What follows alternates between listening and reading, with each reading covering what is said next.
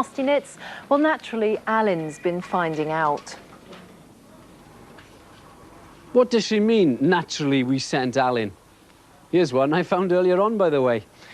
And where I have been sent is here, St Mary's Church of Wales School in Bryn Mawr in Gwent, to see a visit by a community health nurse. Now, when I was in school, these people were called Nitty Nora the Bug Explorer. But things have changed a great deal, and the approach is totally different.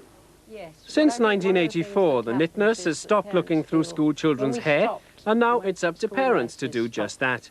But there's still a need for nurses to travel to schools to tell parents what they need to do and how they should do it. That's why today is Bugbusters Day. Now, what can you do about it? It's not easy. First thing is, once a week, like your grannies used to do, look in all your children's heads. Perhaps every Thursday, make it a habit. Look in their heads, and I'll show you what to do. Now, Jenny, very kindly, she's volunteered for me. So you needn't stand up, my love. Where to look? On the crown of the head, there. Behind the ears, that's a very common place to get nits, and on the base of the neck.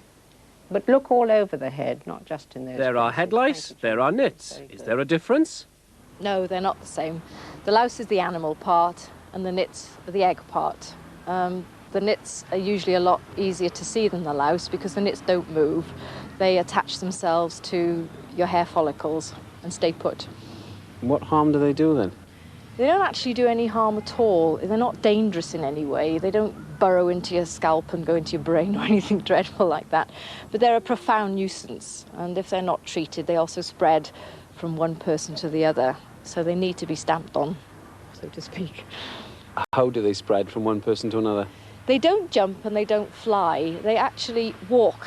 So in that respect, the contact needs to be very close, which is why they spread from child to child, because children in school tend to stay much closer to each other than adults. The fallacy of dirty children as well is a total myth, and in fact the opposite applies. Lice love clean, healthy hair and warm surroundings. So if you're a clean child, I think you should consider it a compliment if you get an attack of the itchies, really. That's reassuring, isn't it? Well, yes. When it comes to detecting these invaders, people seem to think that it's the teacher's job. It's not. That's why making the most of the nurse's visit is essential for parents. Now, is there anything else that you wanted to ask about?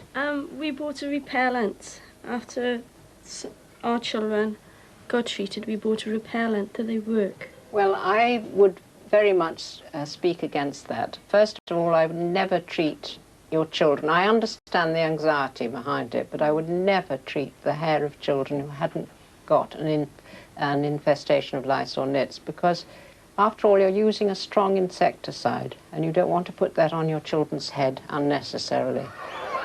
So, if you find nits or lice, how should you deal with them?